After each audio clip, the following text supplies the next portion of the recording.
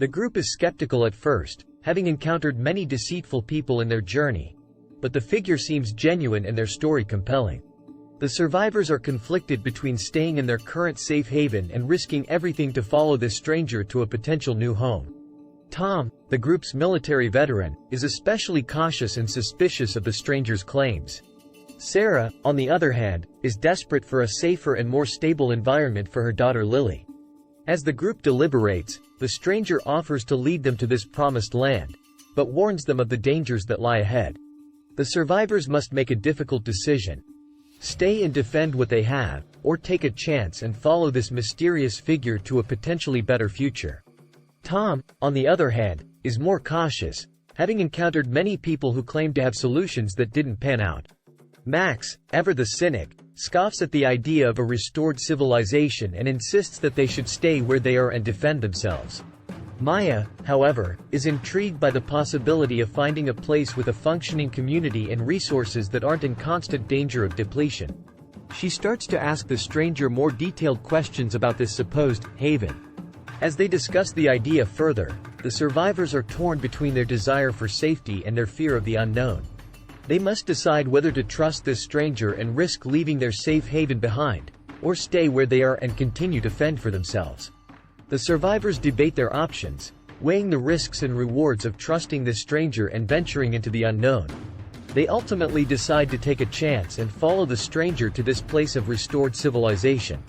As they journey through the dangerous landscape, they encounter many challenges and obstacles, including harsh weather, scarce resources, and hostile groups of survivors. But the stranger leads them on, promising that their destination is just over the next hill, just beyond the next bend in the road. Despite their doubts and fears, the survivors push forward, determined to find this place of safety and hope. Finally, after many long and treacherous days of travel, they reach their destination, a walled city, bustling with activity and filled with the sounds of music and laughter.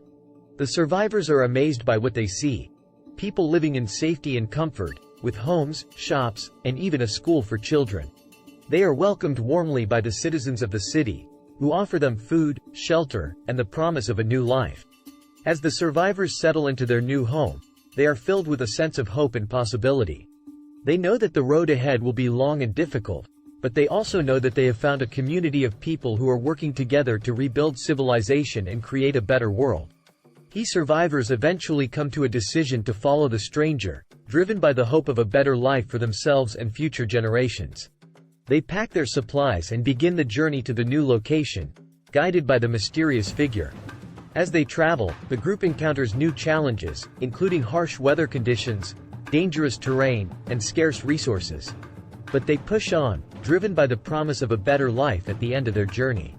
After weeks of travel, they finally arrive at their destination, a thriving community that has managed to rebuild after the disaster that led to the collapse of civilization. The survivors are greeted warmly and given food, water, and shelter. Over time, they integrate into the community and contribute their unique skills to the rebuilding effort. Sarah and Lily are able to start a new life, while Tom and Max find a sense of purpose and belonging. Maya uses her scientific knowledge to help develop sustainable agriculture and water management systems, and becomes an integral member of the community. The survivors have finally found a new home and a chance to rebuild after the end of the world as they knew it.